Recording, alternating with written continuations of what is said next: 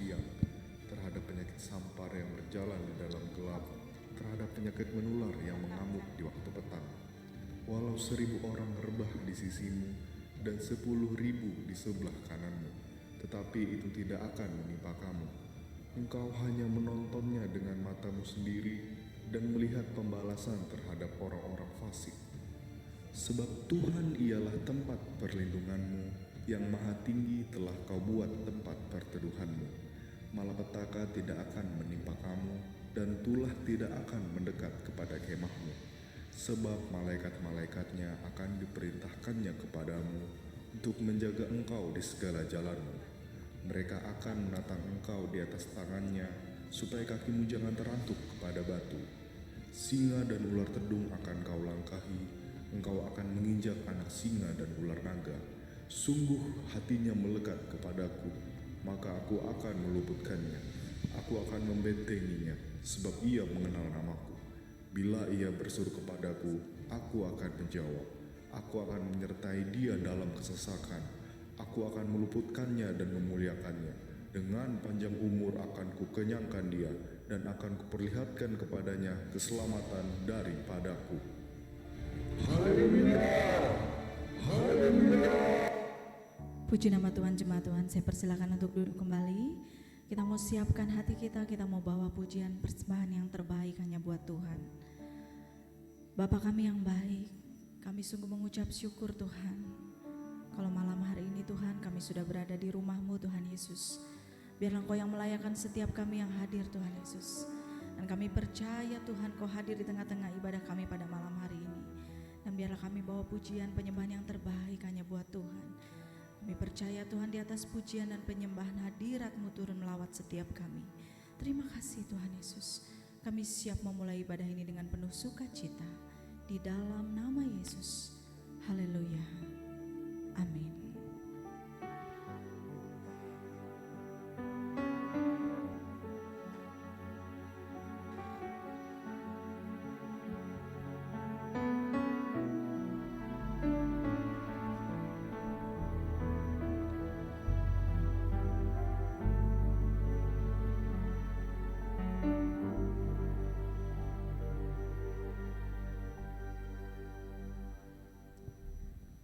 Sungguh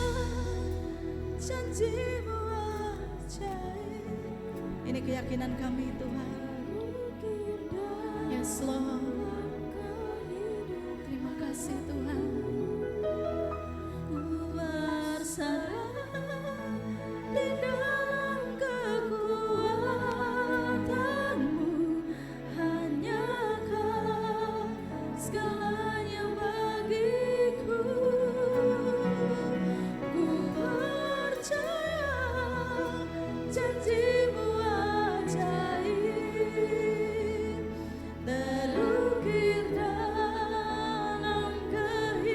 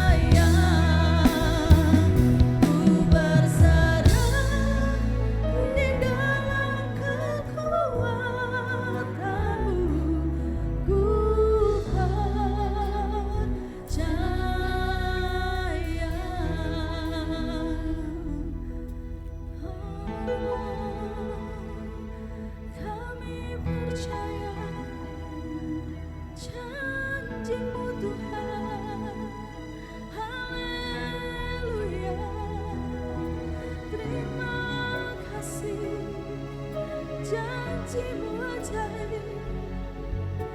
Terima kasih. Haleluya.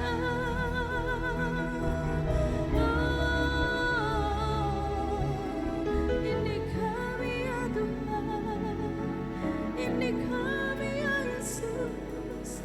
Kami mau tetap percaya, kami mau tetap setia menyembahmu Tuhan, menyembahmu Yesus selama-lamanya.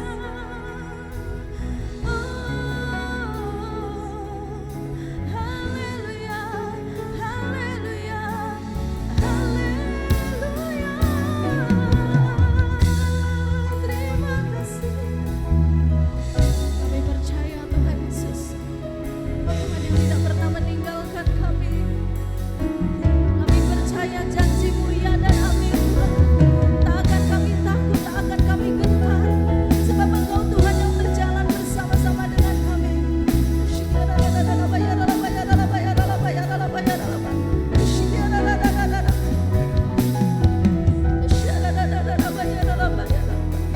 Ini kerinduan kami Tuhan. Kami rindu lawatan-Mu terjadi atas setiap kami. Kami rindu lawatan-Mu terjadi di tempat ini Tuhan.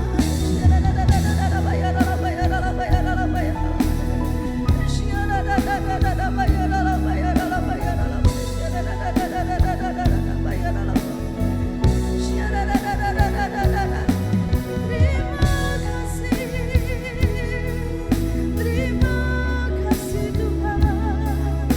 Haleluya, haleluya, haleluya.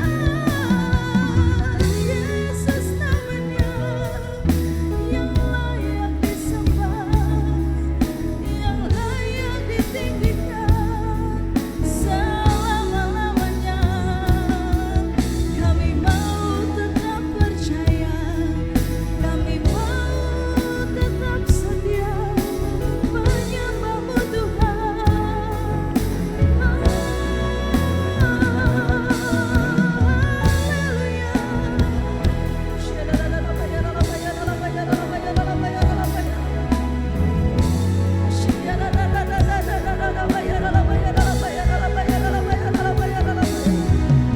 Kami mau berikan penyembahan yang terbaik hanya buat Tuhan pada malam hari ini.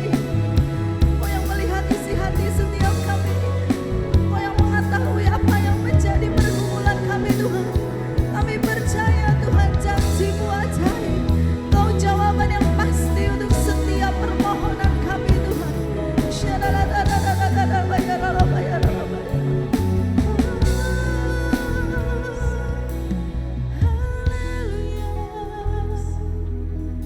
Percaya Tuhan Yesus, Kau yang melawat setiap kami. Kami percaya masih ada mukjizat-Mu terjadi Tuhan. Kami percaya kami punya Tuhan yang ajaib. Yes Lord, yes Lord. Aku percaya ada mukjizat. Aku percaya Tuhanku dahsyat, perbuatan ajaib telah dikerjakannya. Aku percaya ada mukjizat. Aku percaya ada mukjizat. Ini iman kami Tuhan.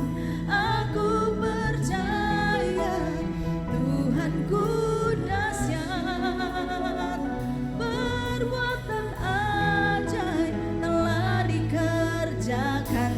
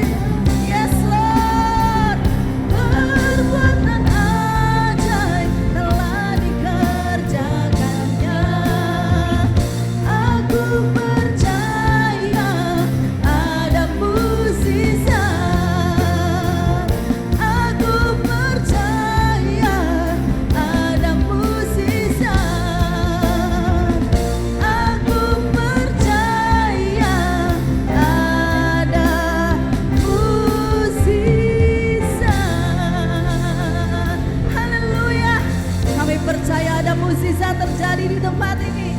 Haleluya.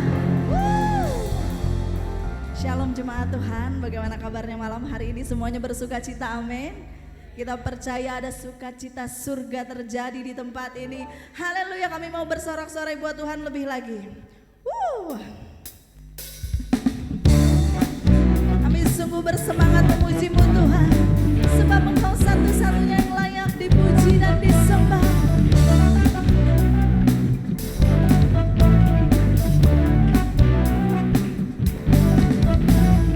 Terima sukacita surga, itulah kekuatan bagi jiwa. Ku dapat rasakan kasih-Nya di tengah badai yang bergelora. Sama-sama terima. Terima sukacita surga, itulah kekuatan bagi jiwa.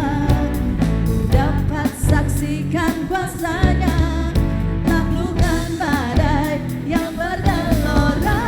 Haleluya, Kau ada dalam hatiku, takkan patah semangatku, takkan hilang kekuatanku. Haleluya, ku mau bersorak bagimu, sukacita surga nyata penuhiku. Kami sungguh bersukacita malam hari ini Tuhan. Sama-sama. Terima sukacita surga, itulah kekuatan bagi jiwa.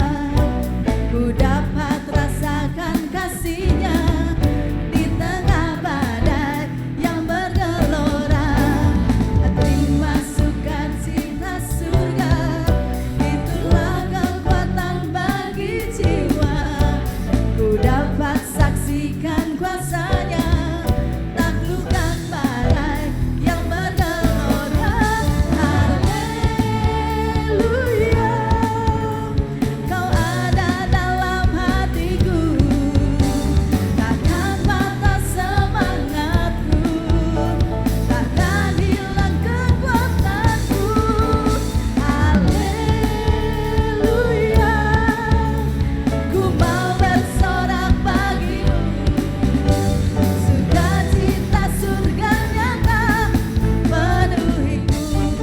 Musik memuji Tuhan.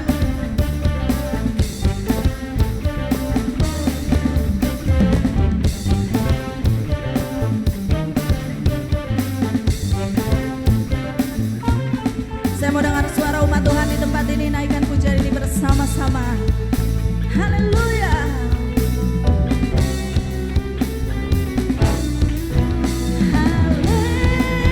Haleluya, Kau ada dalam hatiku, takkan patah semangatku, takkan hilang kekuatanku. Haleluya, ku mau bersorak bagimu, sukacita surga nyata penuhiku. Oh, sukacita surga nyata penuhiku,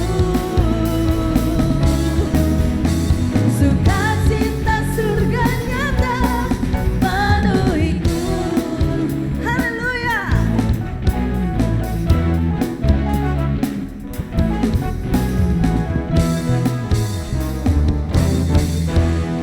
Haleluya, sorak sembut kemuliaan hanya bagi Tuhan Yesus. Kita percaya kalau kita punya Allah yang tidak tertandingi, amin. Masih semangat memuji Tuhan, sorak-sorai kemuliaan buat Tuhan Yesus. Kami percaya kami punya Allah yang tidak tertandingi.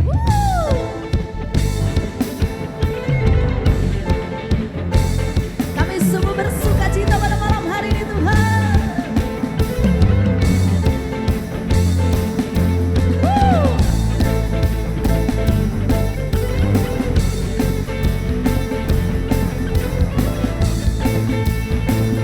Saya mau dengar suara umat Tuhan di tempat ini. Kita mau katakan pujian ini bersama-sama.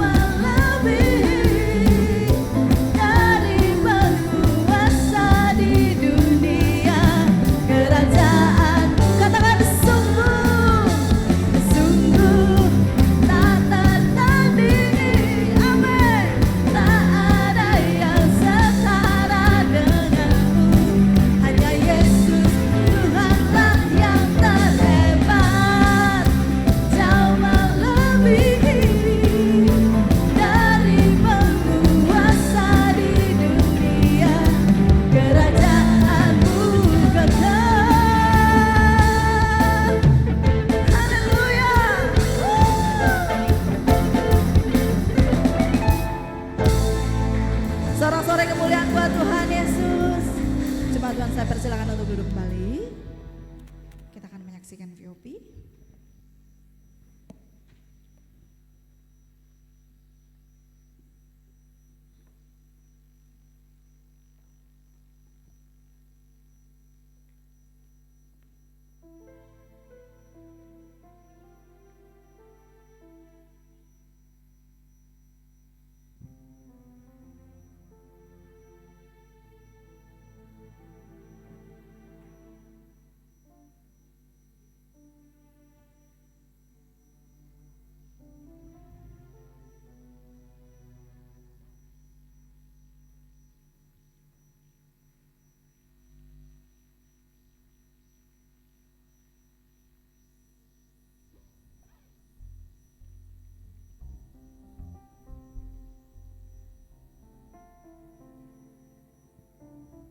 Shalom saudara, seringkali keselamatan dipahami hanya sebagai status rohani bahwa setelah menerima Yesus, maka keselamatan dianggap selesai. Bahkan dalam kehidupan sehari-hari, pemahaman ini bisa muncul dengan berbagai ungkapan sederhana. Misalnya, yang penting sudah percaya, atau kita kan hidup oleh anugerah. Kemudian, keselamatan itu bukan soal perbuatan baik. Oleh karena itu, dalam Voice of Pentecost kali ini, kita akan membahas mengenai hubungan antara anugerah dan perbuatan dalam proses keselamatan. Alkitab dengan jelas mengajarkan bahwa keselamatan adalah anugerah Allah dan bukan hasil usaha manusia. Namun Alkitab juga menekankan pentingnya perbuatan manusia sebagai respon terhadap anugerah keselamatan. Pemahaman yang memisahkan anugerah dengan tanggung jawab perbuatan manusia jelas tidak sejalan dengan kebenaran Alkitab. Justru ketika Alkitab dibaca secara menyeluruh, jelas para rasul tidak pernah mempertentangkan keselamatan oleh anugerah dengan perbuatan orang percaya untuk hidup taat. Kita sebagai orang percaya tidak duduk diam tanpa tanggung jawab, tetapi juga tidak berjalan dengan kekuatan sendiri. Kita hidup dengan bersandar pada Allah yang terus bekerja di dalam diri kita, menolong kita untuk mau dan mampu hidup sesuai kehendaknya. Alkitab tidak mengenal anugerah yang pasif. Anugerah yang sejati selalu aktif, bekerja di dalam hidup kita dan menghasilkan pertumbuhan, ketaatan, serta buah yang memuliakan Allah. Maka kita dapat mempelajari hubungan antara anugerah keselamatan dengan perbuatan melalui 3 pandangan praktis berikut. Pertama, Rasul Yohanes mengajar bahwa kasih bukan sekadar perasaan atau pengakuan lisan. Kasih yang sejati selalu tampak dalam tindakan nyata. Hubungan yang sejati dengan Allah pasti membawa perubahan hidup nyata dalam cara kita hidup dan mengasihi orang lain. Yohanes tidak sedang mengajarkan bahwa kita diselamatkan oleh perbuatan, melainkan menegaskan bahwa iman yang sejati selalu menghasilkan buah dalam kehidupan nyata. Yang kedua, dalam teologi Kristen, keselamatan merupakan sebuah proses. Proses itu mencakup pembenaran atau justification sebagai buah iman dan tindakan anugerah Allah. Pengudusan atau sanctification sebagai proses transformasi hidup yang dijalani dalam kerjasama dengan Roh Kudus untuk menjadi serupa dengan Yesus, serta pemuliaan atau glorification sebagai ekspresi kesetiaan sampai akhir.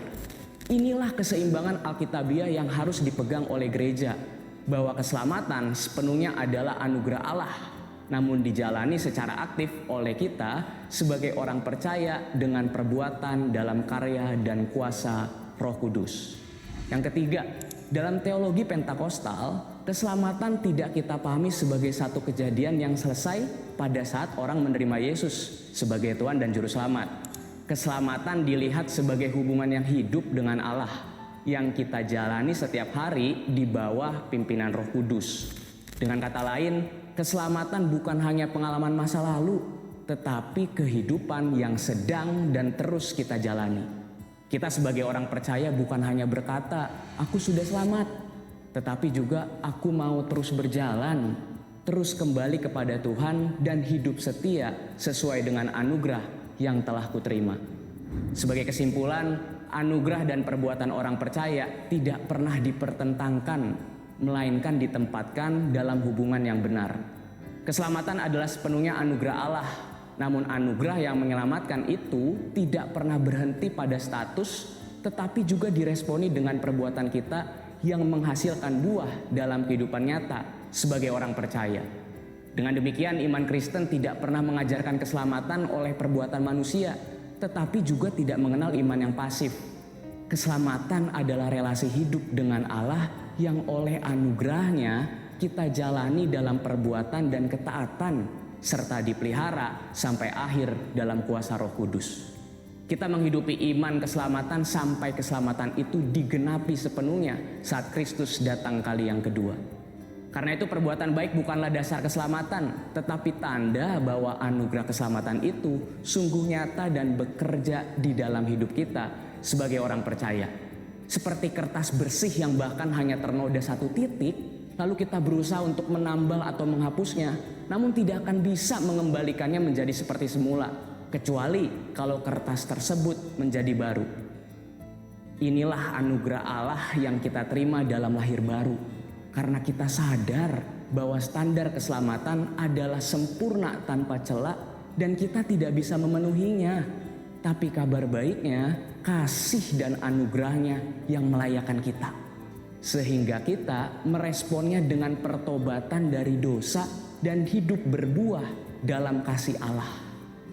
Anugerah bukanlah izin untuk kita berbuat dosa, tapi menjadi alasan untuk kita terus bertobat dari dosa. Karena kita menerima kebesaran kasih dan anugerahnya, maka kita meresponnya dengan perbuatan dan hidup sesuai kebenaran firman-Nya. Untuk penjelasan lebih lengkap dari tim teologi kami, silakan scan QR Code yang tersedia atau buka website kami di gbgatsu.id. Tuhan Yesus memberkati. Puji nama Tuhan, kita mau siapkan persembahan kita yang pertama. Bang Erik boleh bawa kita dalam doa.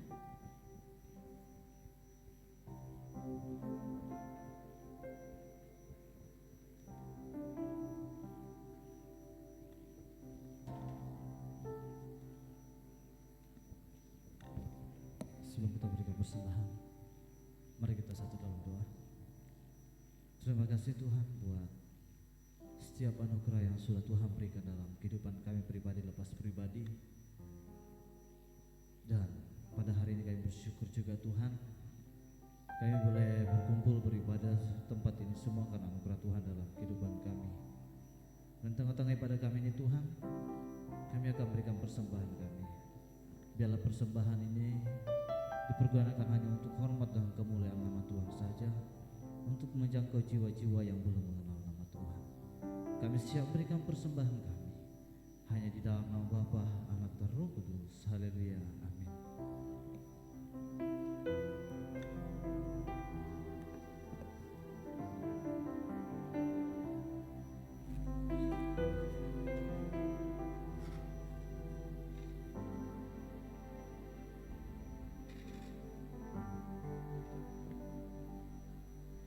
Walau dunia berubah, namun kasih-Mu Tuhan tetap sama di hidupku. Kau setia dalam setiap rencana-Mu, ku percaya hidupku dalam tangan-Mu.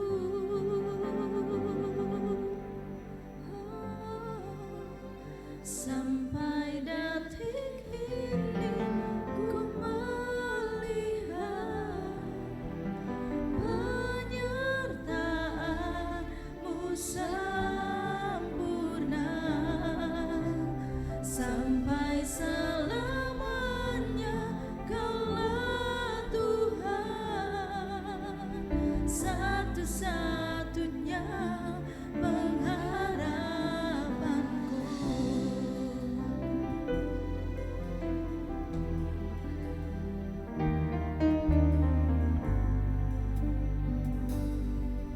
Walau dunia berubah,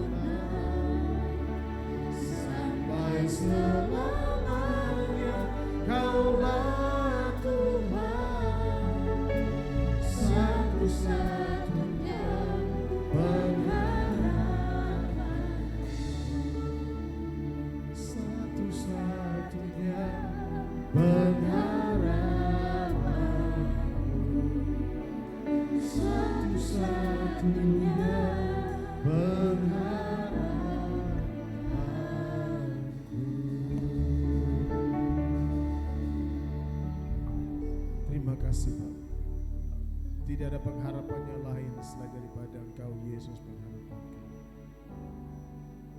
Kami bersyukur pada hari ini. Kembali kami berdiri di altar-Mu. Kembali kami ada di rumah-Mu.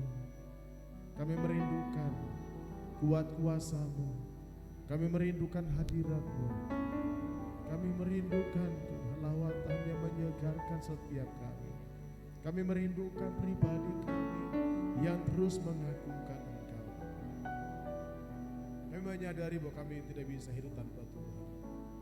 Kami menyadari semua pertolongan yang kami peroleh semuanya berasal daripada Engkau. Terima kasih Tuhan. Kami sudah ada di pertengahan tahun 2026. Betapa cepatnya waktu-waktu yang kami lalui. Benarlah apa yang Mazmur katakan. 1000 tahun sama dengan 1 hari di pelataran-Mu Tuhan. Waktu yang cepat begitu berlalu. Dan kami tidak mau menghabiskan hidup kami begitu saja ya.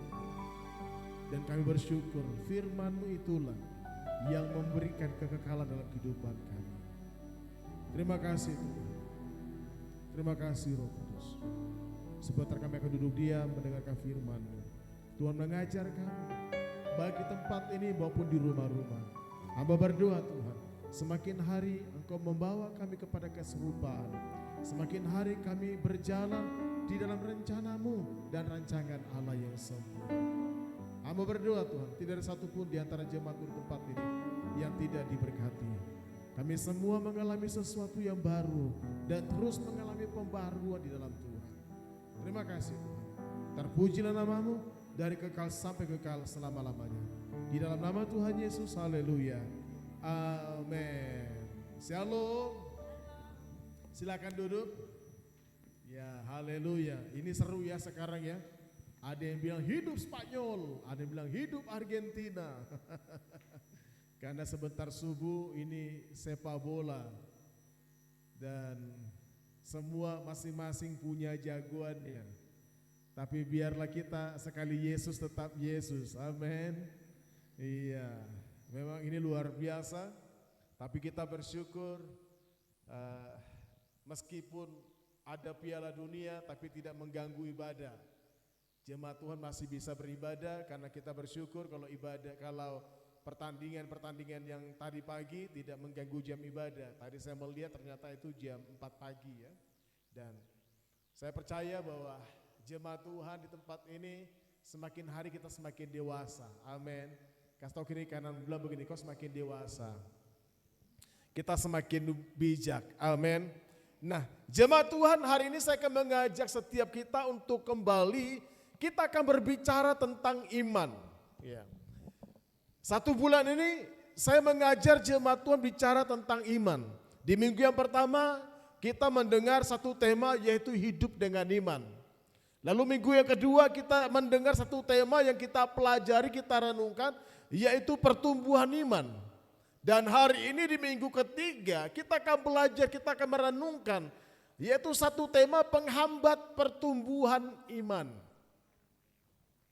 Jemaat yang dikasihi Tuhan, memang di tahun 2026 ada satu fakta yang gak bisa kita pungkiri, yaitu di Indonesia, seluruh dunia mengalami yang namanya penghambat pertumbuhan ekonomi. Jadi kalau ada pertumbuhan iman berarti ada pertumbuhan ekonomi. Kalau ada pertumbuhan ekonomi berarti ada pertumbuhan badan. Dan di Indonesia sekarang ini negara kita, negara termasuk peringkat paling tinggi, yaitu negara yang mengalami stunting. Apa tuh stunting? Indonesia rata-rata badannya kate-kate. Ya, makanya saya berdoa anak-anak kita jangan ada yang stunting. Amin. Itulah sebabnya salah satu program yang dikerjakan oleh pemerintah kita yaitu penyuluhan dengan memberikan makanan bergizi sampai-sampai muncullah yang namanya MBG. Bukan Mas Balil ganteng. Makan bergizi gratis. Tapi bagaimana mungkin kalau kita bisa menekan angka stunting supaya kita ini bertumbuh dengan baik, tapi yang dikasih setiap pagi nasi uduk. Udah nasi uduk telurnya setengah. Telurnya bukan satu, telurnya dipotong. Padahal anak itu perlu protein. Ya anak saya sendiri kalau makan nasi, kalau pagi telurnya 2. Dia pasti digoreng 2 telurnya, enggak boleh kurang. Kenapa 2? Untuk memenuhi pertumbuhan. Bahkan ada orang berkata kepada saya, bahkan istri saya juga bilang, kalau anak-anak tinggi itu karena keturunan. Katanya keturunan mamanya. Saya bilang, no bukan.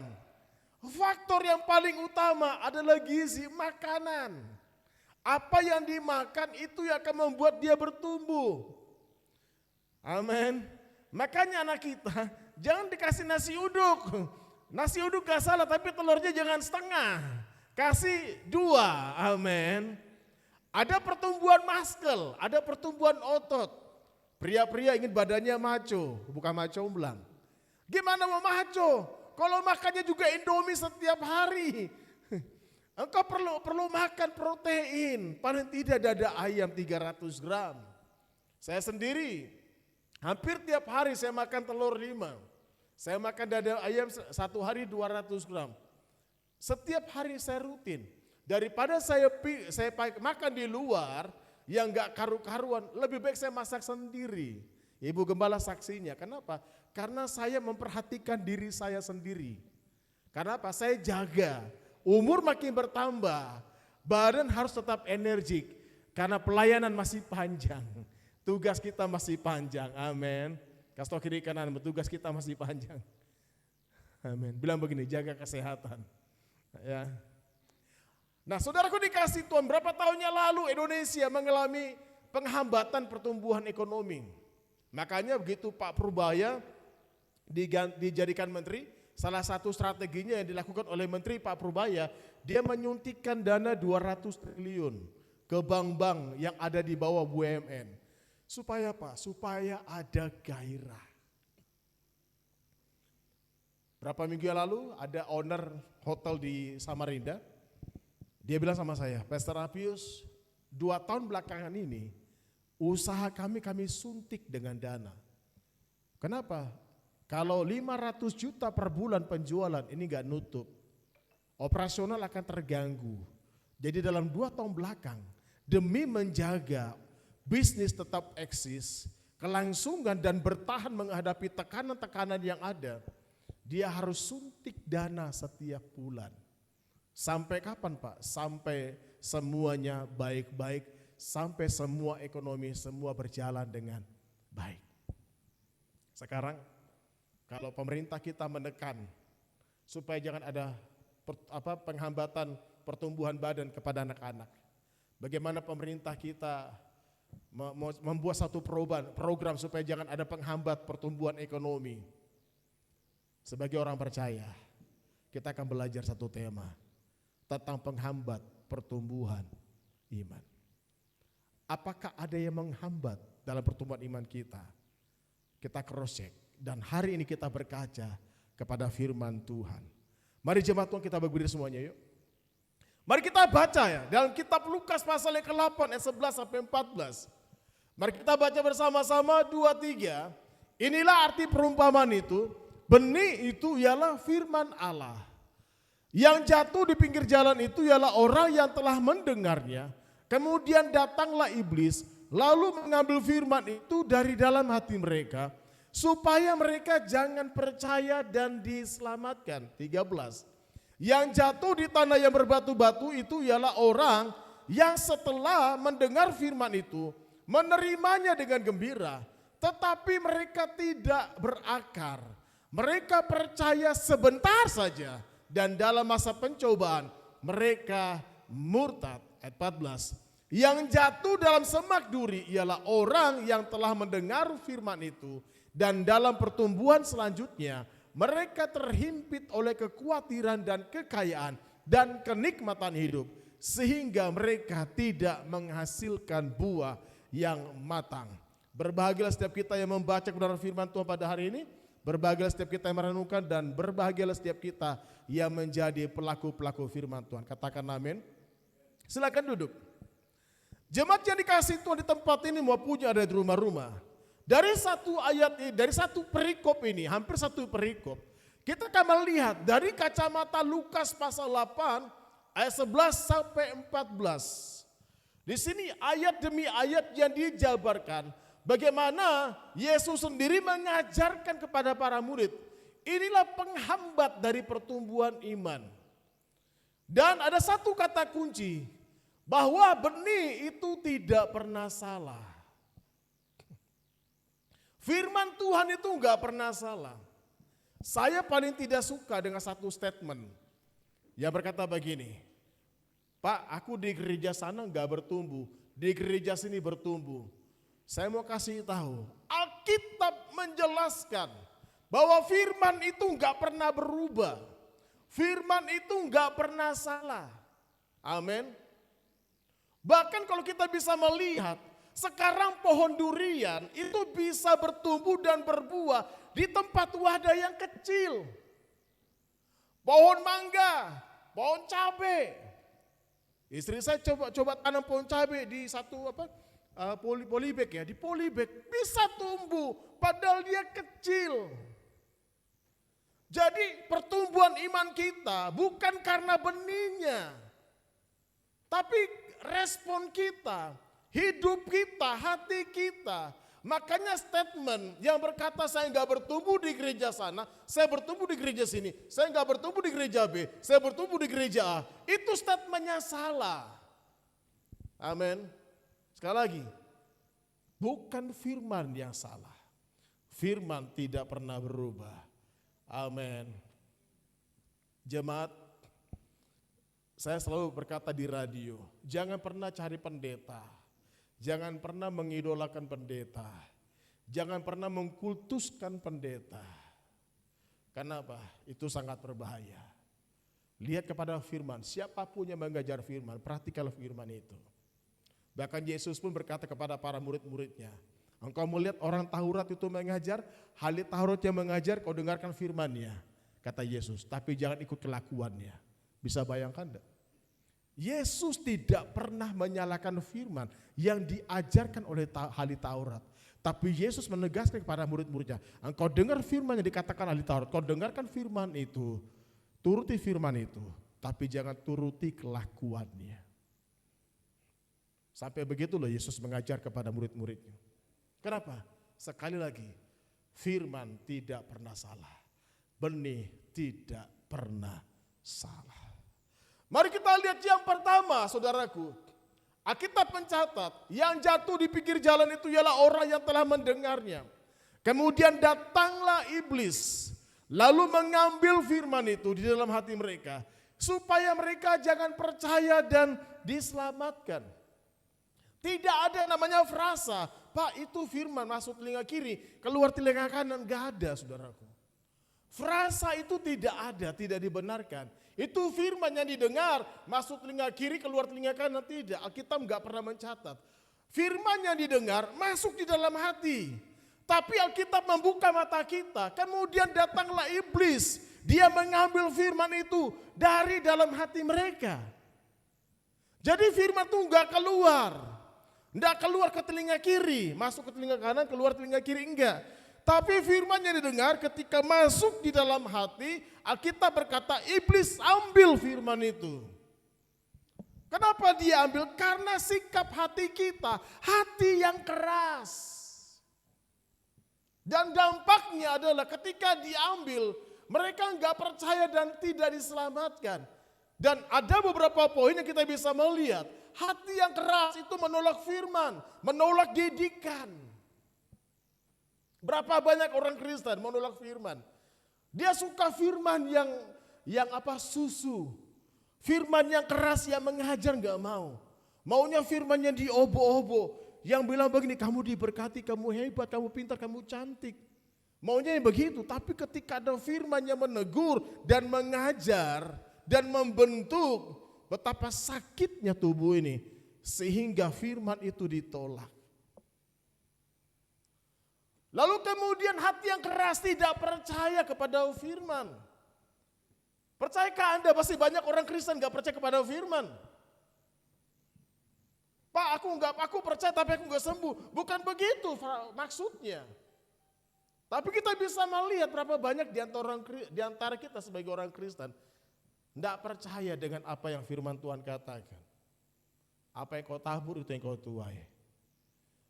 Untuk kalimat ini saja banyak yang tidak percaya. Bahkan kita berkata, masa, buktikan dulu, berkati saya dulu baru saya memberkati. Berapa banyak gitu? Berapa tahun yang lalu, tahun 98, 99, saya buka usaha. Di Balikpapan, saya buka usaha cuci mobil. Saya cuci mobil dan saya buka usaha cuci mobil, kami bagi hasil. Yang punya lahan 30%, saya 70%. Lumayan pada waktu itu, besar penghasilan kami. Saya waktu itu masih bujang, tapi saya udah punya usaha di Balikpapan, di depannya ini, di depannya terminal. Dulu kan belum ada gedung-gedung besar itu. Suatu hari ketika kami baru buka itu cucian mobil, belum jalan 1 bulan. Saya punya uang 30.000. 30.000 baru cuci 2 mobil. Zaman dulu cuci mobil 1 mobil 15.000. Sekarang kan 65 kan 60 kan. Dulu 15.000. Tiba-tiba ketika ada seorang hamba Tuhan datang. Ya, ceritanya dia bertamu gitu ya. Dia bertamu ke tempat mesin cuci gitu ya. Lalu tiba-tiba ada suara berkata kepada saya, "Kamu berkati hamba Tuhan itu. Apa yang ada di kantongmu, berikan kepada orang itu." Saya kaget, waduh, Tuhan ini 30.000. Tuhan bilang begini, "Aku bisa memberkati engkau, tapi hari ini berkati dia." Saya bilang, waduh berat juga ini, tapi itu suara tuh jelas banget. Lalu saya ambil di kantong saya bilang, "Om, ini 30.000. Ternyata dia nggak ada duit. Dan ternyata uang 30.000 dia pakai untuk pulang kembali ke kampungnya. Apa yang terjadi? Sempat saya ragu, saya bimbang. Kayaknya perlu diuji nih suara. Tapi ketika saya mulai belajar untuk percaya, saya keluarkan uang itu. Saya berikan kepada hamba Tuhan itu. Apa yang terjadi? Ternyata cucian mobil yang kami bangun di sana di Balikpapan itu ramai sekali. Sampai pada akhirnya usaha itu saya lepas, saya kasih ke kakak saya pulang ke Kalbar. Nah begitu saya berikan ke kakak saya, abang saya, nah sudah itu udah lain cerita. Itu udah lain cerita. Mari kita belajar percaya kepada firman. Amin. Kasih tau kiri kananmu, belajar percaya kepada firman. Bilang jangan keras. Mari kita lihat, memilih jalan sendiri. Ketika dengar firman Tuhan, Yesus berkata, "Kalau ikut aku, pikul salib, sangkal diri." Kalimat ini paling susah, sangkal diri. Susah banget. Bahkan yang S2 punya, S3 pun susah sangkal diri. Memilih jalan sendiri. Mari kita lihat Ibrani pasal 3, 7 dan 8. 2, 3. Sebab itu seperti yang dikatakan Roh Kudus. Seperti yang dikatakan Roh Kudus. Pada hari ini, jika kamu mendengar suaranya, janganlah keraskan hatimu seperti dalam kegeraman pada waktu pencobaan di padang gurun. Kita belajar yuk. Jangan pernah kita mengeraskan hati kita. Kalau kita mengeraskan hati kita akan mengalami yang namanya penghambatan dalam pertumbuhan iman. Amin. Yang kedua, mari kita lihat dari kepada firman Tuhan, Lukas pasal 8 tadi. Yang jatuh di tanah yang berbatu-batu itu ialah orang yang setelah mendengar firman itu, dia dengar firman itu, lalu kemudian dia menerimanya dengan gembira, yes. Tapi mereka enggak berakar. Lalu mereka percaya sebentar saja, mungkin 1 bulan, mungkin 2 bulan, mungkin 3 bulan, mungkin 6 bulan, mungkin hanya 1 tahun. Lalu kemudian dan dalam masa pencobaan, mungkin Tuhan izinkan krisis ekonomi, mungkin Tuhan izinkan pasanganmu belum ada, mungkin Tuhan izinkan belum ada pekerjaan, mungkin Tuhan izinkan doa-doa kita belum dijawab. Dan akhirnya apa? Dikatakan mereka murtad. Saya mencatatnya adalah ini adalah sikap hati yang berbatu-batu. Jemaat Tuhan tempat ini di rumah-rumah, jangan ada di antara kita hati yang berbatu-batu. Ada pasirnya, tapi masih banyak batu-batunya daripada tanahnya. Dan saya mencatat tidak berakar. Apa itu tidak berakar? Tidak mau menjadi murid Kristus. Makanya saya terus mengupayakan, ayo cool. Masih juga ada yang gak bisa ikut cool. Kadang-kadang salah satu strategi bagaimana saya bisa melakukan pemuritan, saya tulis renungan setiap hari. Saya tidak tahu jemaat Tuhan baca enggak renungan. Itu saya tulis renungan. Itu saya pikir lagi renungan itu. Saya tulis, saya renungkan matang-matang. Dan saya hidupi renungan itu. Lalu kemudian saya tulis dan saya bagikan. Dan saya tidak tahu apakah jemaat baca atau tidak. Dan itu adalah salah satu cara yang saya lakukan untuk apa? Untuk memuridkan setiap orang. Makanya banyak orang yang bukan jemaat kita manggil saya Bapak Gembala. Saya tanya, kenapa kau panggil Bapak Gembala? Saya kan bukan gembalamu. Karena Bapak setiap hari kirim renungan. Gembalaku di gerejaku enggak pernah kirim renungan. Kalau kirim itu copy paste. Tapi renungan yang saya kirim itu bukan copy paste. Itu hasil perenungan yang saya pikirkan, yang saya baca dan saya tulis, dan saya bagikan kepada jemaat. Itu adalah bentuk yang namanya pemuritan. Supaya apa? Supaya jemaat bisa berakar dan menjadi murid Kristus. Lalu kemudian suka menjauhkan diri dari persekutuan yang sudah ditetapkan. Ada menara doa mangkir. Lebih suka nongkrong, lebih suka kumpul-kumpul, lebih suka menyendiri daripada ikut menara doa. Ada Zoom, sudah diberikan Zoom, tapi mangkir. Bagaimana kita bisa berakar kalau kita enggak pernah ikut yang namanya menara doa? Sekarang kemarin kita bikin menara doa by Zoom. Kenapa by Zoom? Supaya yang dari luar bisa ikut. Mungkin ada jemaat kita rumahnya di Sanga-Sanga, ada yang rumahnya di ujung, karena perjalanan, karena malam, ya udah kita pakai Zoom. Tapi pastikan ikut doa. Supaya apa? Supaya kita ini berakar. Amin. Jangan pernah menjauhkan diri dari persekutuan-persekutuan yang sudah ditetapkan. Fondasi yang rapuh, lebih mencintai dunia daripada mencintai Tuhan. Lebih mencintai dunia daripada pekerjaan Tuhan. Lebih mencintai dunia daripada rumah Tuhan. Itu fondasi yang rapuh. Dunia tidak akan bisa memberikan cinta kepada Anda. Malah sebaliknya, frasa dunia, ada uang abang disayang, gak ada uang abang ditendang.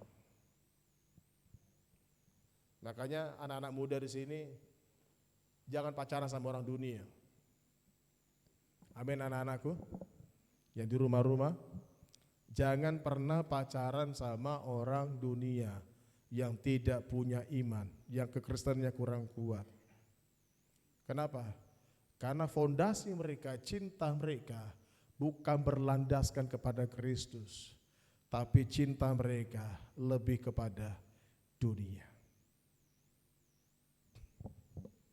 Fondasinya rapuh, hidup dalam kedagingan, tidak mau hidup di dalam roh. Susah baca Alkitab, susah berdoa, susahnya minta ampun. Emosi tidak terkontrol, suka marah-marah, suka bohong. Sekarang lagi ada fakta lagi yang paling mengerikan, ghosting. Jemaat tolong jangan ada yang ghosting ya. Kasih tau kiri kamu, jangan ada yang ghosting. Tahu ghosting? Dikirim WhatsApp hari ini, besok baru dibalas. Keterlaluan. Kalau dikirim berita, balas. Paling tidak 1 jam 2 jam balas. Maaf Pak, oh maaf. Coba kita belajar respect. Jangan hidup dalam kedagingan. Jangan ghosting. Amin. Yang punya pacar, kalau pacarmu ghosting, itu perlu diwaspadai. Apa kabar? Besok baru jawab, baik. Sudah makan belum? 2 hari baru dibalas. Sudah. Habis tuh lauk. Kelaparan. Mari kita lihat yang ketiga, yang terakhir. Yang jatuh dalam semak duri ialah orang yang telah mendengar firman itu.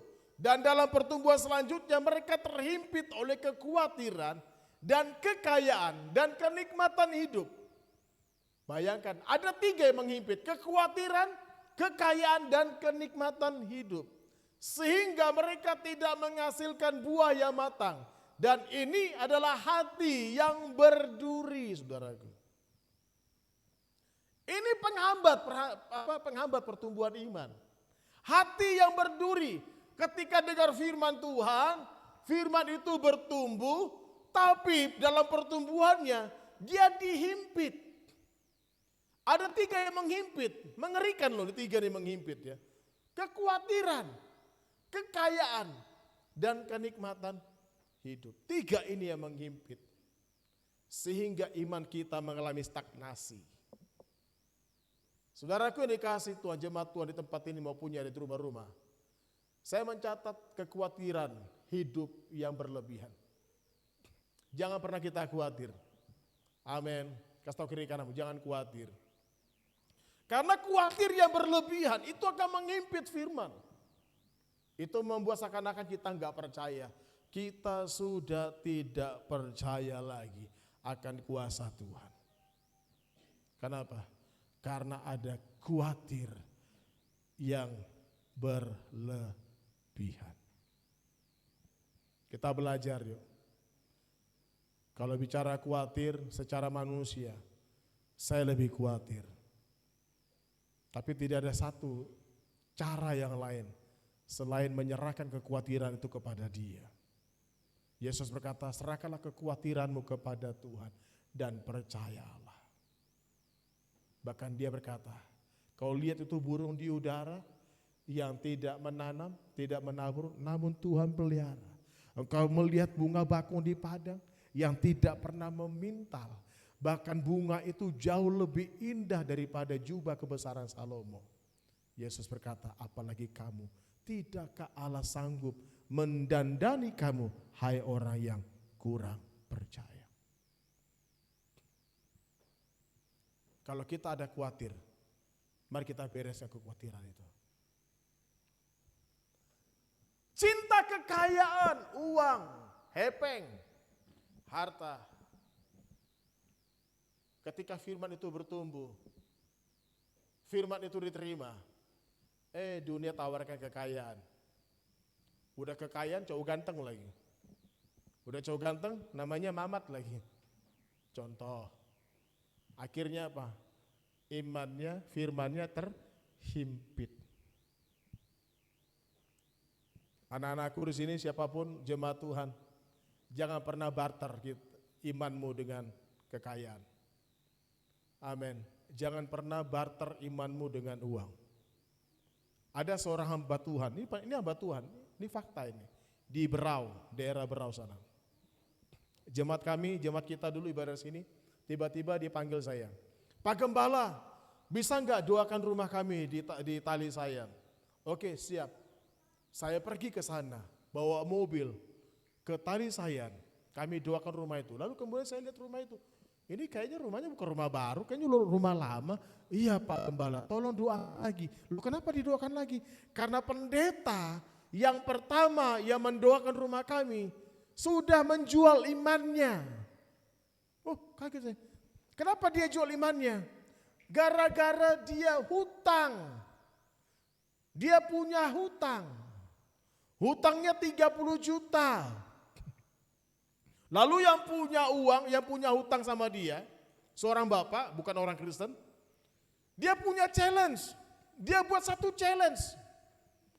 Challenge-nya begini, kamu mau hutang lunas? Mau. Tinggalkan kekristenan, tinggalkan Yesus, sangkal Yesus, dan jangan lagi melayani Tuhan, maka hutangmu saya putihkan. Kebayang enggak? Ini pendeta loh.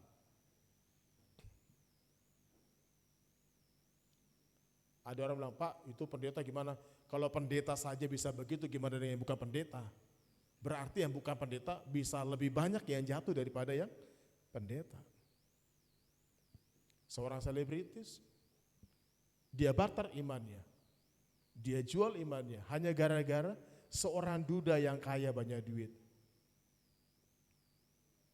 Hari ini jangan sampai kita dihimpit dengan yang namanya cinta kekayaan, uang dan harta. Amin. Sekali Yesus tetap Yesus. Kasih tahu kiri kanan, sekali Yesus tetap Yesus. Iya. Anak-anak gadis jangan mau, meskipun dia ganteng, dia brewok, dadanya berbulu. Dadanya, wah sekarang kan begitu kan. Kok Pak Pendeta tahu dadanya berbulu? Karena kalau dia keluar pakai baju kosing lihat kan, dadanya berbulu kelihatan, keren Pak, maco Pak. Maco bilang, tapi nggak cinta Tuhan. Bukan anak Yesus. Saya mau kasih tahu, jangan kita terhimpit.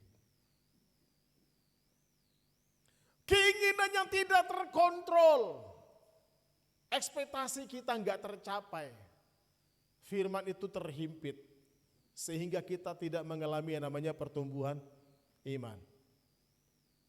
Kalau kita nggak bisa makan di KFC, beli saja ayam potong.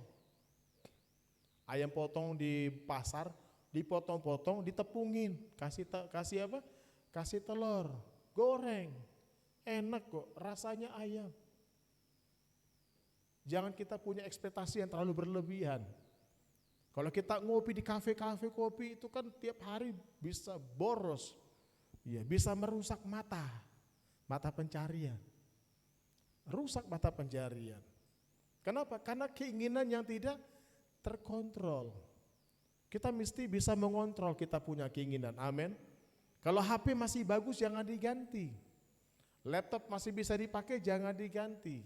Kalau buku masih banyak yang kosong, ya tulis saja buku kosong itu. Amin. Manfaatkan apa yang ada. Jangan sampai ada keinginan yang tidak terkontrol. Gaya hidup yang tidak seimbang, besar pasak daripada tiang. Ini juga salah satu menghimpit dari pertumbuhan iman. Dikirim uang sama orang tua 1 juta. Pengeluaran 1.100.000. Minus kan? Jangan besar pasak daripada tiang. Amin. Gaji 5 juta, pengeluarannya 5.500.000. Ya ini besar pasak daripada tiang. Kenapa? Karena ada gaya hidup yang tidak seimbang. Mari kita lihat dari apa yang saya tulis di sini. Kita belajar yuk. Jangan ada di antara kita hati yang berduri. Yang pertama, hati yang keras. Yang kedua, hati yang berbatu-batu. Yang ketiga, hati yang berduri. 3 ini, sikap ini yang membuat kita tidak mengalami yang namanya pertumbuhan iman. Saya membuat satu tabel, ini tabelnya, lihat. Hati keras, firman tidak masuk firmannya. Hati yang berbatu-batu, masuk lalu gugur. Hati yang berduri, masuk lalu terhimpit. Respon, hati keras dia menolak firman. Responnya hati berbatu-batu, enggak kuat ujiannya. Hati yang berduri responnya terlalu sibuk dengan dunia. Lihat apalagi, diambil iblis akibatnya. Hati yang berbatu-batu, pencobaan gugur. Hati yang berduri, durinya mencekik, menghimpit.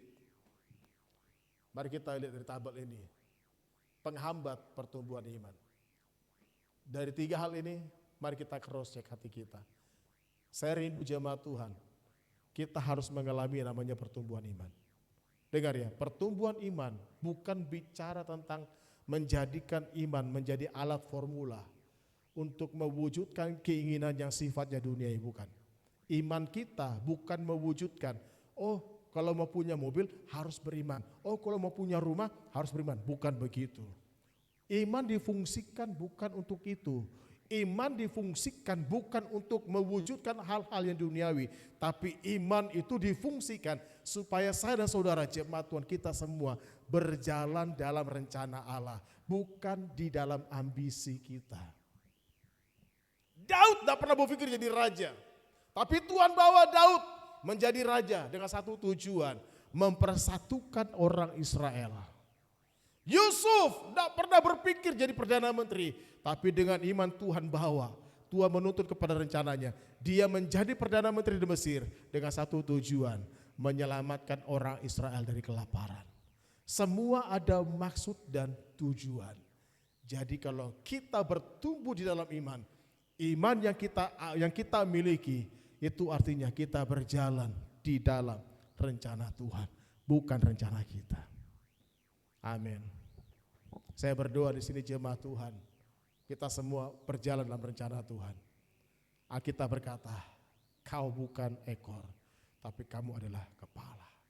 Kasih tahu kiri kanan, kamu kepala. Amin. Saya enggak tahu kepala sekolah kah, kepala perusahaan kah, kepala pemerintahan kah, kepala apa lagi? Bukan kepala geng. Bukan. Banyak. Tujuannya cuma satu. Dia bawa kita kepada rencananya yang sempurna. Amin. Yang terakhir. Yang jatuh di tanah yang baik itu ialah orang yang setelah mendengar firman itu. Ini pertumbuhan.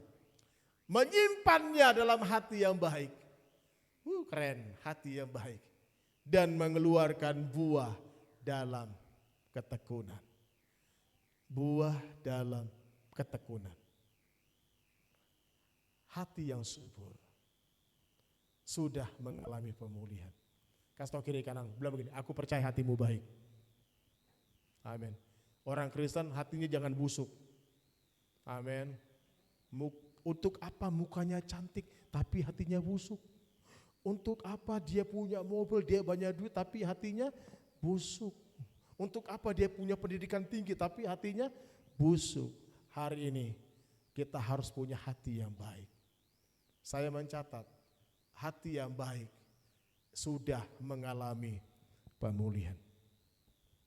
Kalau hati kita subur, sudah mengalami pemulihan, kita tidak akan pernah merespon, kita tidak akan pernah bereaksi terhadap masalah orang. Amin. Jemaat, saya punya pesan. Ya, selamat datang. Ya. Jangan pernah bereaksi terhadap setiap orang yang punya masalah. Tapi kalau kita bereaksi terhadap masalah orang, ini salah satu ciri bahwa kita belum mengalami yang namanya pemulihan. Bagaimana mungkin orang yang jatuh dalam dosa kamu keluar? Bagaimana mungkin orang jatuh, orang mengalami kesusahan kamu yang marah-marah? Ini artinya apa? Berarti pribadimu belum mengalami pemulihan. Hatimu belum baik, hatimu masih busuk. Dan ini menghambat yang namanya pertumbuhan iman. Makanya pastikan jemaat Tuhan kita semua punya hati yang subur. Supaya firman itu yang kita dengar, dia menyimpan dalam hati yang baik. Hati yang sudah mengalami pemulihan. Amin. Dahsyat loh. Kalau kita sudah mengalami pemulihan, siapapun berita jelek kita nggak bereaksi, kita kedoakan. Amin. Ini, lu tahu nggak? Itu teman kita. Wih, dia punya motor baru loh. Itu pasti dari laki-laki, dari sugar daddy itu. Mengerikan. Itu mirip-mirip kayak di film-film Dracin itu, film-film drakor itu ya. Itu kayaknya kisah-kisah kehidupan juga seperti itu. Ketika ada orang diberkati, kita malah repot. Kita malah kita malah bawel gitu loh. Orang lagi susah, lu tahu nggak teman kita? Dia lagi susah loh, makanya dia kena kutuk sih. Dia sih goblok, dia waduh. ini ciri-ciri belum mengalami yang namanya pemulihan. Hati yang baik, hati yang menerima firman dan mengalami kesuburan iman. Udah. Amin. Saya rindu jemaat Tuhan di sini. Hanya ada satu caption saja. Kamu kenal dengan Pak Budi? Oh, Pak Budi orangnya baik. Amin. Oh, kau kenal dengan ini enggak? Dengan Yana? Orangnya baik. Kau kenal enggak dengan namanya Erik? Oh, Erik orangnya baik. Tapi jangan sampai kau kenal Yanto. Hah, Yanto? Itu yang mulutnya ember kan? Yanto, oh, itu yang suka itu ya? Suka ngomong-ngomong itu ya? Ngomong binatang-binatang ya? Gak enak. Amin. Kasih tau kiri kananmu, bilang begini, kamu orang baik. Amin. Mari kita renungkan ya. Penghambat pertumbuhan iman. Saya sedih saudaraku ya, lihat ekonomi Indonesia. Pak Jokowi berkata begini, salah satu yang menghambat pertumbuhan ekonomi Indonesia, itu Pak Jokowi waktu beliau masih jadi presiden ya, sebelum dia diganti. Pak Jokowi bilang begini, 6.000 triliun uang yang ada di bank, yang ditabung oleh nasabah, itu ngendep. Kenapa ngendep? Nggak diputer. Makanya Pak Jokowi, Bapak Presiden kita yang waktu itu dia bilang begini, tolonglah yang punya uang yang ada di bank dibelanjakan supaya ada roda-roda ekonomi yang sehat. Supaya ada perputaran. Tapi kita sedih, salah satu penghambat pertumbuhan ekonomi di Indonesia. Satu saja, satu kata. Korupsi.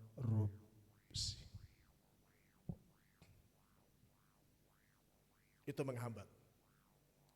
Survei membuktikan negara yang tingkat korupsinya paling besar sudah pasti dia akan mengalami pertumbuhan ekonomi yang sangat lambat. Itu fakta. Dari sini kita belajar, amin. Apa yang menghambat pertumbuhan iman kita? Kalau ekonomi, korupsi. Apa penghambat pertumbuhan badan anak kita? Gizi buruk. Ya. Kalau anak kita mengalami gizi buruk, tidak diperhatikan gizinya, percayalah dia pasti stunting. Paling tidak busung lapar. Amin. Kita belajar. Sekali lagi, ya, saya kembali kepada poin ini, penghambat pertumbuhan. Hati yang keras, hati berbatu-batu, hati yang berduri. Tidak masuk firman-Nya. Kalau dia masuk, lalu gugur. Kalau masuk, dia terhimpit. Responnya menolak firman. Lalu kemudian hati berbatu-batu, dia enggak kuat dengan ujiannya. Enggak kuat dengan tekanan. Tapi hati yang berduri, dia lebih enjoy dengan dunia. Dia terlalu sibuk dengan dunia. Dia sudah nyaman dengan dunia. Dan lihat, hati yang keras diambil iblis. Lalu kemudian akibatnya, hati yang berbatu-batu, pencobaan, imannya gugur. Dan hati yang berduri, imannya, firmannya itu tercekik. Gak bisa bertumbuh, nyesek. Amin.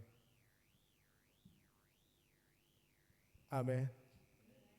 Ya, bilang begini kiri kananmu, hati yang baik ya. Hati yang baik.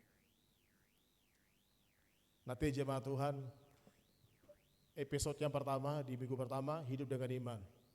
Yang kedua, minggu kedua, itu kita bicara tentang apa? Kita bicara tentang pertumbuhan iman.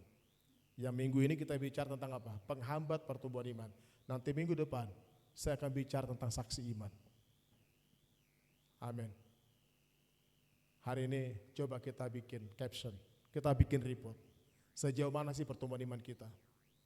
Sudahkah kita bertumbuh? Pak, bagaimana caranya Pak? Coba kita introspeksi diri. Dalam satu hari ini kata-kata kita ini udah bagus belum? Kalau kata-kata kita masih belum bagus, coba kita perbaiki, kita belajar. Mungkin ada perkataan kita yang salah, kita belajar. Mungkin ada perkataan kita kayaknya nggak pas, kita belajar. Gimana cara belajarnya? Belajarnya bukan ke buku-buku dunia, belajarnya kembali kepada firman. Baca Alkitab, kita berkaca kepada firman. Apa sih yang firman Tuhan ajarkan kepada kita? Kita tulis, kita mulai latih. Amin. Kita mulai perkatakan firman. Ada masalah, ada sesuatu, kita katakan puji Tuhan. Kita jangan kalah sama orang Pentakosta zaman dulu. Sedikit-sedikit darah Yesus. Sedikit-sedikit darah Yesus. Bu, anak ibu jatuh naik sepeda, darah Yesus. Gitu kan. Itu kan orang-orang Pentakosta zaman dulu kan. Saya kira bagus juga daripada, bu anak ibu jatuh dari motor, celaka. Waduh, tapi darah Yesus begitu kan. Mulai melatih perkataan kita. Melepaskan berkat, berkata-kata yang baik. Kita introspeksi juga dengan sikap kita. Apakah sikap kita ini memuliakan Tuhan atau tidak? Kalau belum, kita belajar apa nih yang kurang ini. Mungkin kita kurang mengasihi, kurang memberi, kurang memperhatikan. Coba kita mulai belajar pelan-pelan. Amin. Buatlah buku harian gitu, mungkin di HP kita tulis begitu ya. Supaya kita bisa mereview kehidupan kita. Saya rindu jemaat Tuhan, di tempat ini kita semua bertumbuh dalam iman. Amin. Sekali lagi, Tuhan tidak pernah cari yang namanya quantity. Tuhan cari yang namanya quality. Tuhan tidak pernah cari yang namanya quantity. Yesus berkata ketika anak manusia datang ke muka bumi ini, dia tidak mencari mega church. Ketika anak manusia datang di muka bumi ini, dia tidak cari orang pendeta besar. Dia enggak cari well yang hebat. Dia enggak cari orang hebat. Tapi Yesus berkata ketika anak Allah datang ke muka bumi ini, dia mencari adakah iman di muka bumi ini. Artinya apa? Yesus mencari yang namanya kualitas. Amin. Quality. Jadi kalau kita bicara iman, mari bangun hidup kita. Jadilah pribadi-pribadi yang berkualitas. Amin. Sikap kita berkualitas, mulut kita berkualitas, penampilan kita berkualitas, respon kita berkualitas. Dan orang berkata, sungguh dia anak Tuhan. Amin. Jangan sampai bilang, oh itu anak setan itu. Enggak enak kan rasanya kan dibilang begitu kan. Itu kau kenal itu anak setan itu. Malaikat aja lari itu. Kenapa malaikat maut itu? Mari kita belajar. Amin. Yang terakhir, bertumbuhlah di dalam iman. Tidak kata lain. Amin. Jangan bertumbuh dengan karir, jangan bertumbuh dengan kekayaan yang berlimpah. Tapi bertumbuhlah di dalam iman. Just for everyone. Jemaat Tuhan yang mau dengar khotbah bisa masuk ke YouTube, ada juga di radio. Sekarang saya minta Ibu Ruth membantu saya untuk mengeluarkan semua episode-episode yang ada di radio untuk dibawa ke YouTube. Kadang-kadang saya juga dengar. Kalau saya dengar, saya enggak mendengar suara saya, tapi saya mendengar firman yang saya sampaikan itu. Dan saya juga dikuatkan kembali ketika saya mendengar suara saya. Karena yang saya dengar bukan suara saya, tapi firman yang diperkatakan. Dan saya juga memperoleh kekuatan yang baru. Jemaat Tuhan bisa masuk ke YouTube di gereja kita, dan di situ banyak sekali khotbah-khotbah pengajaran. Amin. Bertumbuhlah di dalam iman. Mari para pemusik silakan maju. Yuk. Kita nyanyi yuk.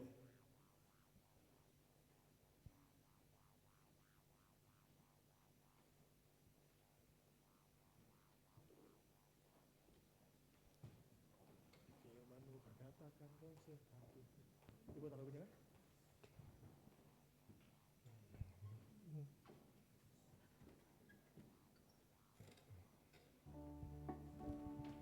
Dide.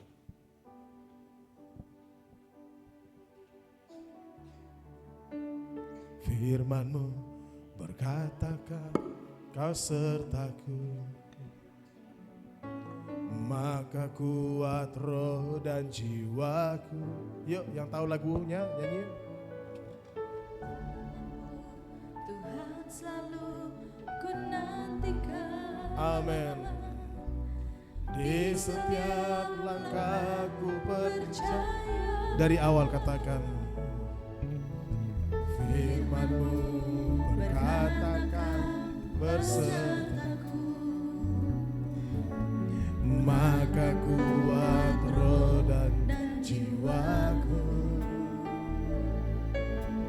Tangan-Mu Tuhan selalu ku nantikan. Di setiap langkahku percaya, dengan sayap-Mu ku akan terbang tinggi di tengah badai hidup. Ku tak menyerah, Kau kekuatan dan perlindungan bagiku. Pertolongan-Mu di tempat maha tinggi, ku mengangkat tangan-Mu, aku berserah. Kau ku nantikan, Kau yang ku sembah, Yesusku Raja. Mari semuanya berdiri yuk. Dari awal, jadikan lagu ini doa kita. Amin. Firman-Mu berkata Kau beserta, maka kuat roh dan jiwaku. Yes. Amin. Terima kasih Tuhan. Tangan-Mu Tuhan selalu ku nantikan. Di setiap langkahku percaya, dengan sayap-Mu ku akan terbang tinggi di tengah badai hidup. Ku tak menyerah, Kau kekuatan dan perlindungan bagiku. Pertolongan-Mu di tempat maha tinggi, ku mengangkat tangan-Mu, aku berserah. Kau ku nantikan, Kau yang ku sembah, Yesusku Rajaku. Biarkan jemaat Tuhan katakan.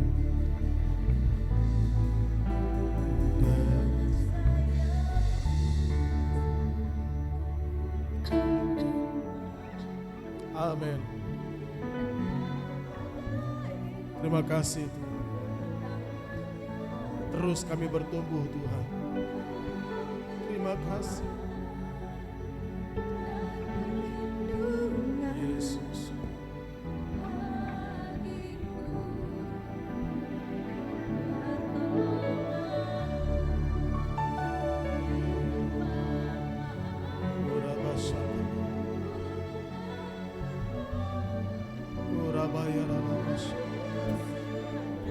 Yesus.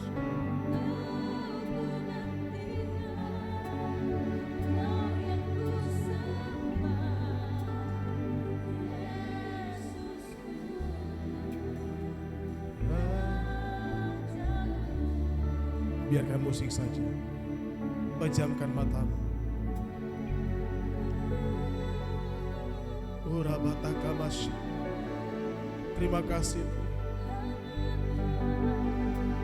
Engkau yang membawa kami kepada pertumbuhan iman. Bahkan sayap-Mu membawa kami terbang tinggi. Terima kasih Yesus. Yesus. Kasih-Mu Tuhan dicurahkan di tengah-tengah kami. Menjamah, memulihkan setiap kami ya Bapa. Bawa kami kepada kemuliaan-Mu Tuhan. Bawa kami kepada pertumbuhan, keserupaan dengan Engkau. Oh rataka masyada bataka labaya rabataka daba. Oh rataka masyada kadabaya rabata. Jesus. Terima kasih. Biar balap balabada bataka dabataka radadada. Oh rabashata kadabaya.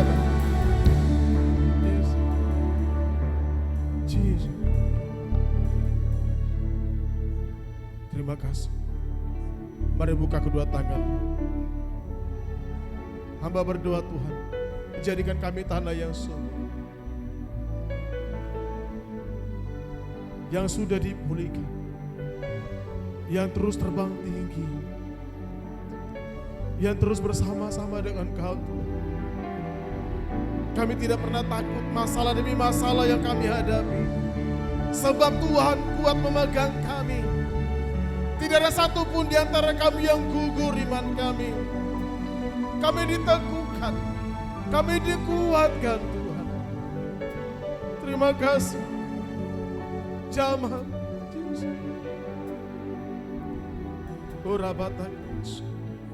Kalau ada yang sakit, biarlah iman bekerja di tempat ini, di rumah. Yang sakit Tuhan sembuhkan. Bahkan yang mengalami pergumulan demi pergumulan, masalah pekerjaan, masalah pendidikan, sekolah, bahkan orang tua dan keluarga. Hari ini iman kami bertumbuh, iman kami bekerja Tuhan. Kuasa itu bekerja di tengah-tengah kami. Terima kasih. Terima kasih. Kuasa mujizat Tuhan, pertolongan, anugerah, anugerah, anugerah Yesus. Kau berikan bagi kami. Terima kasih. Terima kasih. Yesus. Sekali lagi Tuhan berkati jemaat. Tidak ada satupun yang dilewatkan begitu saja. Kami semua dilawat. Kasih-Mu melawatkan. Firman-Mu melawatkan. Terima kasih Bapak. Terpujilah nama Tuhan dari kekal sampai kekal selama-lamanya. Demi nama Tuhan Yesus kami sudah berdoa dan mengucap syukur. Haleluya. Amin. Silakan duduk. Jemaat yang dikasihi Tuhan, dalam 1 minggu ini sebelum kita persiapkan persembahan yuk ya. Silakan sambil persiapkan persembahan, sambil menyiapkan persembahan, saya menyampaikan satu pengumuman. Dalam hari Minggu ini kita nggak ada kegiatan kecuali hari Sabtu menara doa jam 6 pagi kita bersama pusat. Nanti kami kirimkan di link. Tolong jemaat Tuhan yang belum ada di saluran Church for Everyone boleh masuk di link itu ya. Karena hari Selasa, Rabu, Kamis, Jumat saya bersama anak-anak GAS DNA Youth DNA kita akan melayani KKR ke Desa Hulu. Ada 4 desa kita pelayanan di sana ya. Dari tanggal 21 sampai tanggal 24 Juli. Sehingga menara doa di tempat ini ya kita tangguhkan dulu. Dan juga ibadah komsel, kita tangguhkan. Tapi ibadah menara doa Sabtu jam 6 pagi by Zoom tetap kita adakan. Karena itu dari pusat dan jemaat Tuhan bisa bergabung. Jemaat Tuhan sekali lagi bisa masuk ke saluran Church for Everyone. Gereja kita sudah tidak ada lagi grup WhatsApp. Kenapa? Karena gereja kita melindungi database. Karena ada beberapa orang yang mencoba mengambil database ya. Dan kita mencoba melindungi sehingga grup itu tidak ada lagi. Mungkin kalau ada grup itu grup yang lama, tidak dibubarin tapi enggak ditambah lagi. Tapi kita mulai mengarahkan yang lama-lama itu ada di saluran yang namanya Church for Everyone. Itu ada di WhatsApp ya, saluran ya. Nanti pengerja-pengerja boleh bantu Ibu Ruth, Ibu Lisa, Kak Cecil ya. Mungkin Cici Jesselyn bisa dibantu untuk masuk ke saluran Just for Everyone supaya kita bisa mendapatkan informasi dan juga renungan-renungannya ada. Itu saja, dukung dalam doa supaya lawatan Tuhan terjadi untuk di desa Hulu karena perjalanannya panjang, 10 jam perjalanan ya. Dan mari kita berikan persembahan yuk. Yang kedua persembahan syukur. Mari kita berdiri semuanya. Mari kita angkat persembahan kita. Bapak terima kasih, kami bersyukur buat anugerah-Mu. Di minggu yang ketiga kami membawa persembahan kami. Setelah kami mendengarkan firman-Mu, kami membawa persembahan syukur. Kami bersyukur karena anugerah Tuhan, karena kasih Tuhan. Kami menyadari pekerjaan kami, usaha kami semuanya berasal daripada-Mu. Terima kasih Tuhan buat berkat-Mu yang sudah Tuhan percayakan kepada kami. Dan tengah-tengah ibadah kami, biarlah kami membawa korban syukur kami. Terpujilah nama Tuhan dari kekal sampai kekal selama-lamanya. Demi nama Tuhan Yesus, haleluya, amin. Silakan maju, boleh.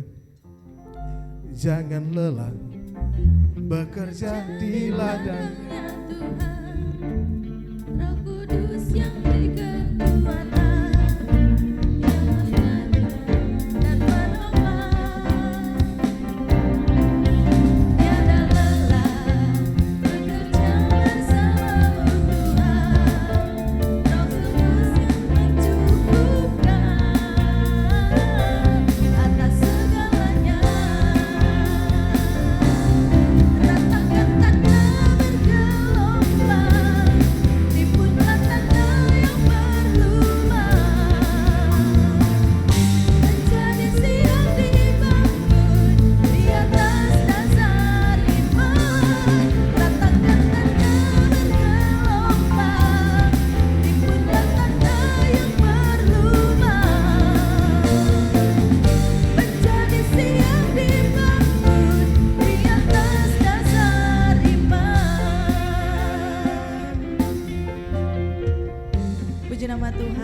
Diberkati oleh firman Tuhan pada malam hari ini, yang diberkati boleh lambaikan tangannya.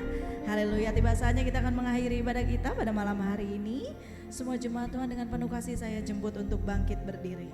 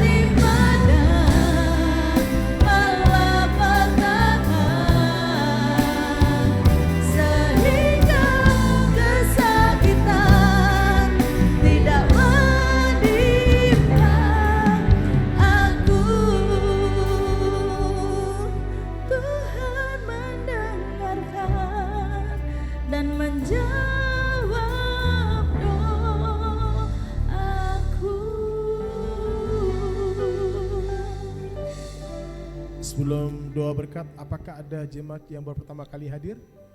Bisa lambaikan tangan? Oh, selamat datang. Bolehkah maju kami mendoakan? Oke. Selamat datang ya. Ini kakak atau ibu? Kakak. Oh ya, puji Tuhan. Ku mau selalu bersyukur, selalu bersyukur, selalu bersyukur. Kau Tuhan yang setia, yang selalu menolong. Ku mau selalu bersyukur, selalu bersyukur. Kau Bapakku yang setia, Kau Bapakku yang setia. Biarkan musik saja. Selamat datang ya. Boleh ke sini kan? Jemaat Tuhan, dia adalah keluarga kita. Amin. Boleh ngadap sini kakak? Kakak ngadap sini, maksudnya mukanya ke sini. Maksudnya geser. Alapan, puji Tuhan. Ternyata lagi isi ya. Kita berdoa anugerah Tuhan dicurahkan, amin. Yuk jemaat Tuhan, kita angkat tangan kita yuk. Siapa namanya Bu? Thailand. Bapak, terima kasih, kami bersyukur buat anugerah-Mu Tuhan. Buat Ibu Ailan, Thailand yang datang di hadapan Tuhan. Ada suaminya sih? Suami? Oh ya, sini kan? Jangan, oh ya. Puji Tuhan. Boleh gandengan tangan Pak? Iya. Bapak, hamba bersyukur buat anugerah Tuhan, buat suami istri yang datang di hadapan Tuhan. Keluarga yang berbahagia. Hamba melepaskan berkat Tuhan. Mereka ada di tempat ini karena anugerah Tuhan yang membawa mereka. Dalam kerinduannya, kami percaya tidak ada yang tidak disingkapkan. Engkau berkati itu.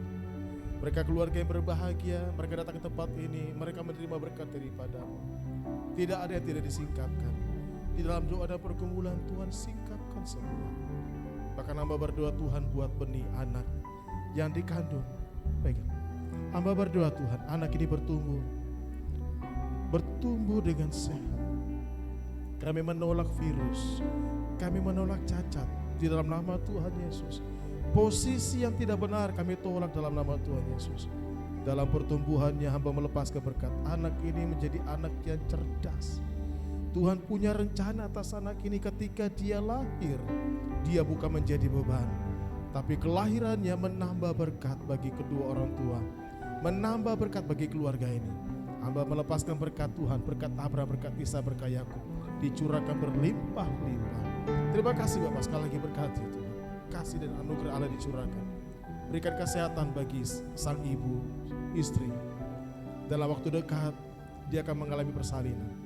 Berikan dia kemampuan.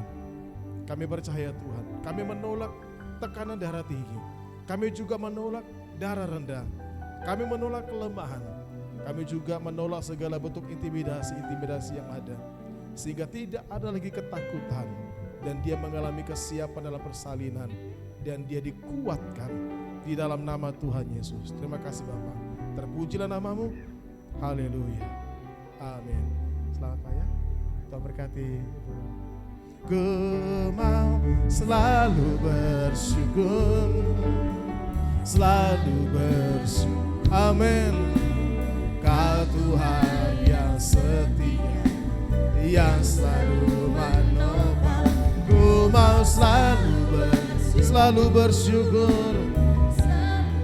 Amin. Kau Bapakku yang setia, Kau Bapakku yang setia. Dan pada akhirnya ibadah kita sudah selesai, angkatlah kedua tanganmu. Terimalah berkat. Yevareka Jehovah visi mereka. Ya Jehovah panafoleka fikunika. Yisa Jehovah panafoleka fiasim leka shalom. Tuhan memberkati engkau dan melindungi engkau. Tuhan menyinar, memberikan kau kasih karunia. Tuhan menghadapkan wajahnya kepadamu dan memberikan engkau damai sejahtera. Diberkatilah kehidupanmu, katakan amin. Diberkatilah rumah tanggamu dan anak-anakmu, katakan amin. Diberkatilah pekerjaan usaha dan karirmu, katakan amin. Dan diberkatilah keluar masuk rumahmu, katakan amin. Dengan kedua tangan kau angkat di hadapan Tuhan. Tuhan membuat kau berhasil dan beruntung. Dengan kedua kaki kemanapun kau langkah, Roh Kudus menuntun engkau kepada jalan kebenaran. Pulanglah engkau dicintainya, engkau dikasihinya. Ketika sangkakala berbunyi, Dia menjemput kita semua di awan-awan yang permai. Dan pulanglah, bawa berkat Abraham, berkat Ishak, berkat Yakub, berkat yang disempurnakan dengan satu nama, yaitu di dalam nama Tuhan Yesus Kristus. Kita yang diberkati, mari bersama berkata, Bapa terima kasih. Bapa terima kasih. Bapa terima kasih. Bapa di dalam surga, ku berterima kasih. Amin. Silakan duduk. Mari kita saat teduh sebentar.